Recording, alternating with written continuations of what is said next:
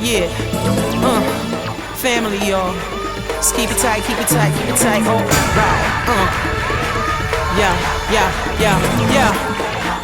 Here we go. Ambrose of Milan. Where is Milan? Milan is in Italy. Milan is in Italy. It's one of the large churches of the world. So usually the Cardinal of Milan has a very high place in the Roman Catholic Church. Every time there's a call for a new pope, the Archbishop of Milan is usually among the papabile, usually among the list of people who may likely be the next pope. So big C in the Roman Church, Milan is in Italy. The Bishop of Milan died in 373, and at that time, who was Ambrose? He was the governor of the city. He was the mayor in essence, right? So if the bishop dies and there's going to be the election for the new bishop, well, sure, I'm the mayor. I may as well go to get in part of the action and see who's going to be elected the new bishop, because I'm going to have to work with the new bishop, right? Better for me to become friends with the new bishop, so let's go and be part of the election process. What happens? The mayor is elected bishop. Say what? So back then, we elected our bishops. We like our mayor. He's a good guy. And even though he's not a Christian, I bet he'd be a good bishop. Right?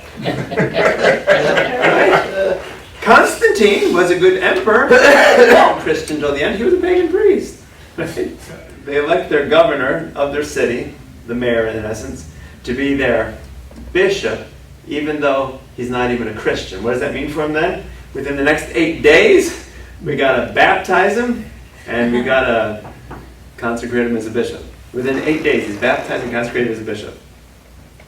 Did you know a lot about the faith, not being a Christian himself? I mean, that's a challenge. So now we are consecrating a bishop who doesn't know anything about the faith. Fortunately, he took his role as a bishop pretty seriously. He had other ambitions for himself, being the governor of the city. I mean, he was probably imagining himself climbing the civic hierarchy at that time. No. He took seriously the fact that he was now elected by people to be their bishop. He studied theology and would soon become one of the premier theologians of the Western or the Latin-speaking church. So we realize how it is that the Western church spoke Latin and how it is that the Eastern church primarily spoke Greek.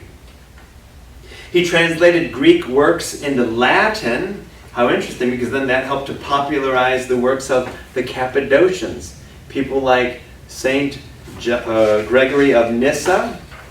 Basil's younger brother. Remember that name? What did he write a book about? Virginity and celibacy? Oh, good. We can translate that into Latin now, and that will forever color the views of the Western church, of the Latin-speaking church. Great. So at Ambrose then, his relationship was not good with Justina.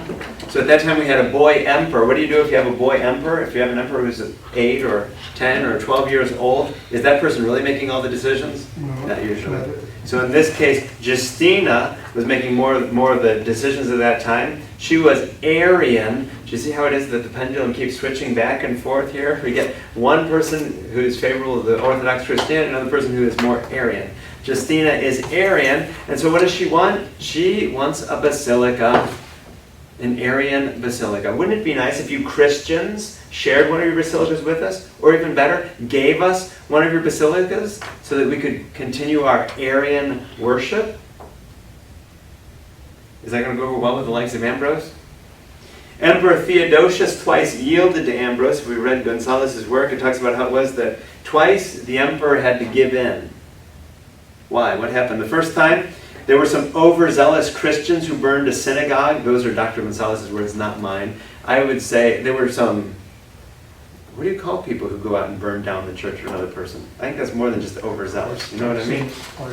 So, whatever word we want to use to them, there were Christians who burned down a Jewish synagogue. And the emperor demanded that they be punished and that they rebuild the synagogue. Sounds fair, right? That's justice. What happened though?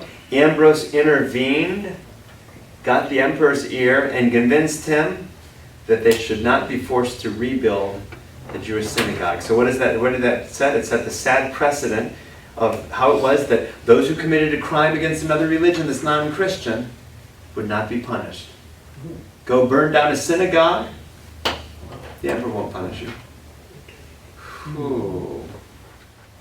The emperor also at one point ordered the deaths of 7,000 rioters in Thessalonica in Greece. And so he's ordered the death of 7,000 people. Ambrose, before allowing him into his church, right? He comes to Milan now. The emperor's coming to Milan and wants to visit with you, wants to come to church. Ambrose stood outside and said, "You are not coming to this church until you repent." Can you imagine civil authorities bowing down, essentially, to the power of those in the church?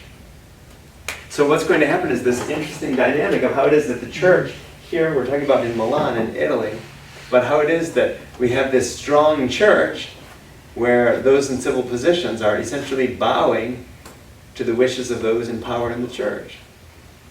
In the East, they keep it straight, right? We have the emperor and we have the church. That's in the East. The emperor and the church. In the West, I mean, especially after the fall of Rome, what happens is all the power is concentrated over here. Emperor and church. It's clear over here. Here, there's a vacuum of power. What does that mean? The church grows in power. And that will forever change the course of our history as a church. When you have popes and bishops who are that powerful.